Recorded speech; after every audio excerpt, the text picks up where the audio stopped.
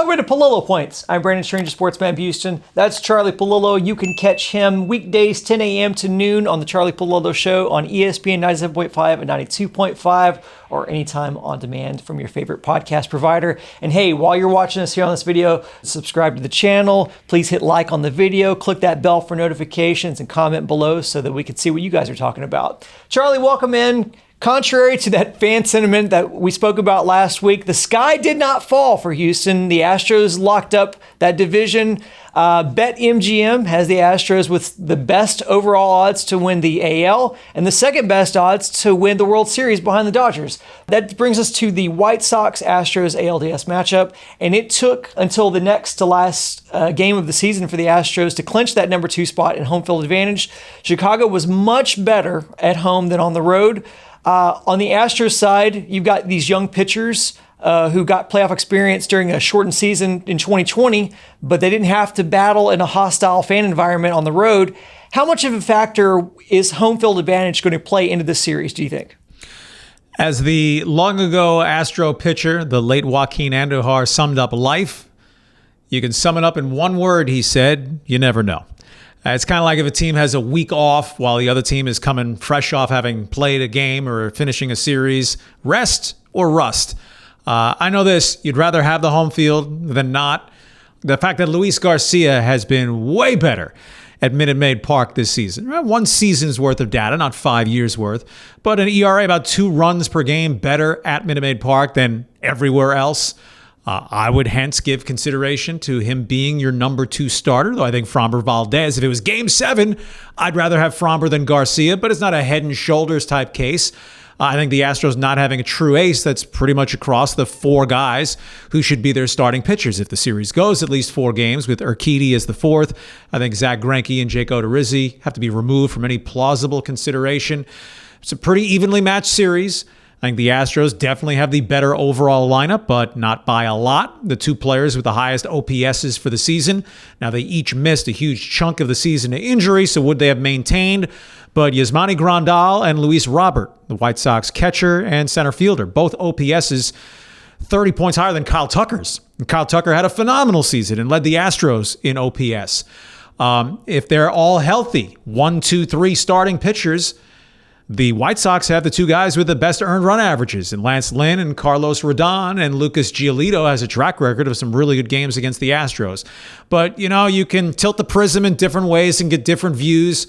No doubt, one aid to the White Sox in running up some of their statistics, probably in particular the pitching statistics. The American League Central was a dump. It was the White Sox and 4 losing teams that the White Sox got to take advantage of. Bullpens, relatively even. Ryan Presley leaking a little bit of oil late. Liam Hendricks, formerly with the A's, gave up 1 run the last month and a half of the season with the White Sox. I think the most logical prediction with that home field advantage is Astros in 5. But as we've covered here before, and I'll cover until I'm 6 feet under, postseason baseball is basically a glorified dice roll.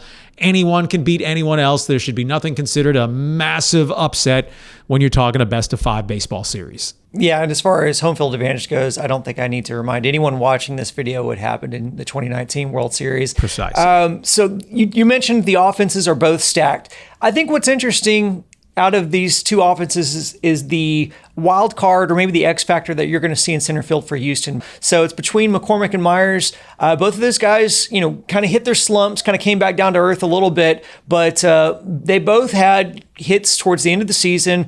Myers seemed to be warming back up. What do you expect to see out of that center field position for Houston?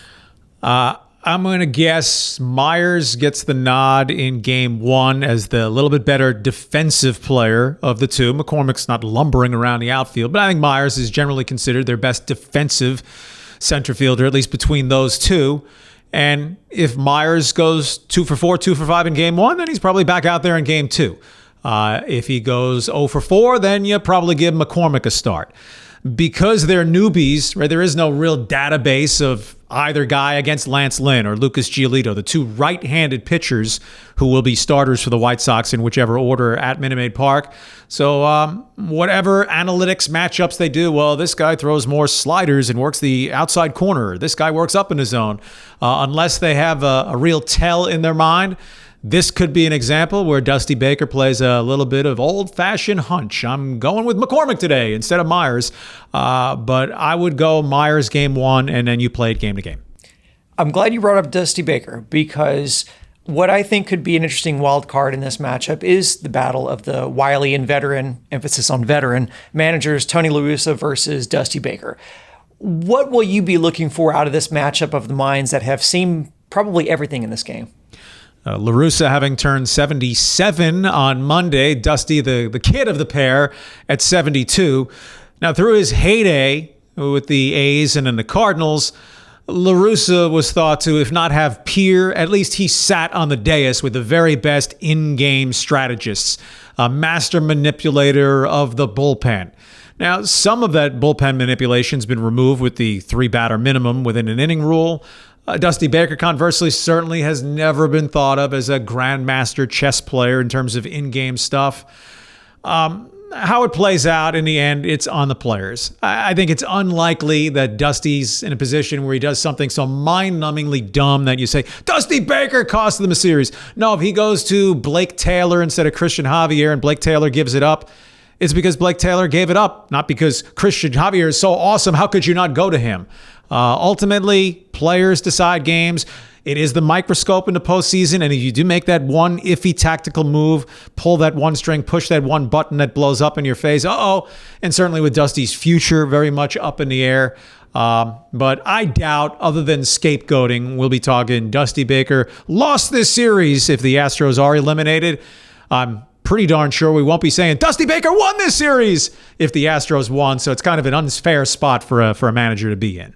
I want to hit on this point last because we had an emotional scene at Minute Maid on Sunday. So I'm going to ask you this as it concerns the playoffs. Gun to your head, is this the last postseason we see Carlos Correa in an Astros uni?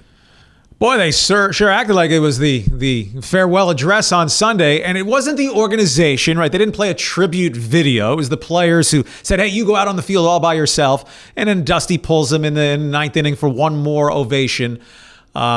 But the optics sure are the gate has been closed and nailed shut.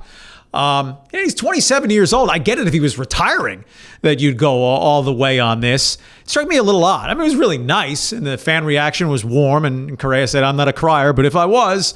So is it so perfectly clear that the Astros have no intention of even attempting to competitively bid? Again, since it didn't come from the organization, I'll stick with Jim Carrey. I'm saying there's a chance, but on the meter between slim and none, it sure seems to be closer to none right now.